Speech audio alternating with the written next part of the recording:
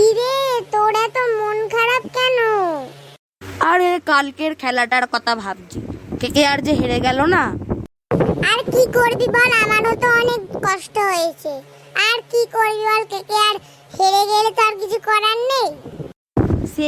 সেটাই আর আমাদের বোলিং একেবারে জঘন্য ছিল, কি বলবো ভাই তোকে। শুধু বোলিং কে বললেই হবে, পাঞ্জাবের ব্যাটিং কত সুন্দর ছিল দেখেছিস? প্রভু সিমরন, শশাঙ্ক সিং আর জনি বেয়ারস্টো 108 রান করেছে। ওই জনি বেয়ারস্টোর জন্যই ম্যাচটা জিতেছে পাঞ্জাব কিংস।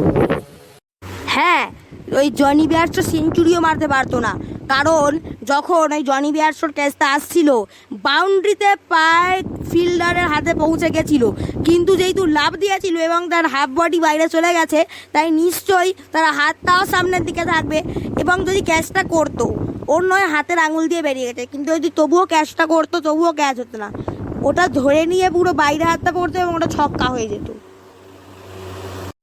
কিন্তু যাই বলিস, আমাদের সুনীল নারিন আর পিলসল প্রথম দিকে ওপেনিংটা খুব ভালো করেছে। তার সঙ্গে শ্রেয়াস আইয়ার আর অ্যান্ড্রেডাসের কথাটা বলতে ভুলে গেলি? ও বাবা, সেটা কেন আবার ভুলবো রে? কিন্তু প্রথমে সুনীল নারিনের এই 6-4 দেখে আমি খুবই খুশি হয়েছিলাম, কিন্তু আফসোস পরে পাঞ্জাবের ব্যাটিং 261 চেস করে 262 রানে জিতে গেল। আর দুঃখ পেয়ে লাভ কি বল?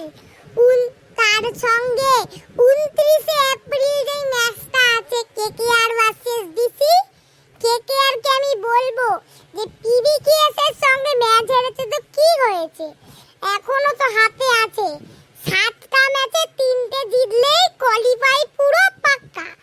তাহলে এই ডিসির সঙ্গে ম্যাচটা জিততেই হবে। হ্যাঁ, এবারে আর ওভার কনফিডেন্স হলে চলবে না। আরসিবির সঙ্গে জিতে একটু হলেও আমরা কিন্তু ওভার কনফিডেন্স হয়ে গেছিলাম। তুই যাই বলিস, আমরা সত্যি একটু ওভার কনফিডেন্স হয়েছিলাম। সেই ওভার কনফিডেন্সের জন্যই আমরা পিভিকেএসের সঙ্গে ম্যাচ দেখতে দেখতে না হয় কনফিডেন্সে 260 ওপর প্লাস বানিয়ে দিয়েছিলাম, কিন্তু আমাদের বোলিং একেবারেই খারাপ গেছে। মিচেল স্টারকে আমরা নামাইনি, দুষ্মান্তিয়া চাবেরাকে নামিয়ে খেলেছি, অনুকূল রয়কে নামিয়ে খেলেছি বৈভবের জায়গায়, তবুও সেই এত খারাপ বোলিং। এই বোলিংয়ের জন্যেই আমাদের কেকেআর আজকে 2 নম্বরে, না হলে কবে সেই 1 নম্বরে চলে যেত সব ম্যাচ জিতে। হ্যাঁ, কেকেআর এর বোলিংই হচ্ছে তার উইকনেস।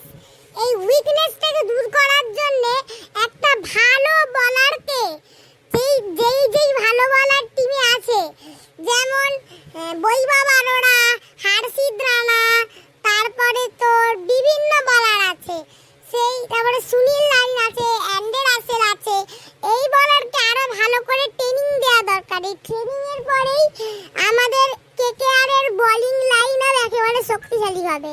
আমাদের কেকেআর এর বোলিং লাইন আপ একেবারেই বেকার। এই বেকার বোলিং লাইন আপের জন্যই আজকে আমরা প্রত্যেকটা লো টিমের সঙ্গে, যেমন রাজস্থান, সিএসকে এর কাছে তো হারতাম, তো পিবিকেএস এর সঙ্গেও হেরে গেলাম। ঠিক আছে ভাই, তাহলে আমি এখন আসছি। আমাকে মা বলেছিল দোকানে যেতে যেতে তোর সঙ্গে দেখা হয়ে গেল, আমার কতক্ষণ দেরি হয়ে গেল। ঠিক আছে ভাই, আমি আসছি। ঠিক আছে, আয়। আমিও চলে যাই বাড়িতে, এই রোদে আর কে থাকবে।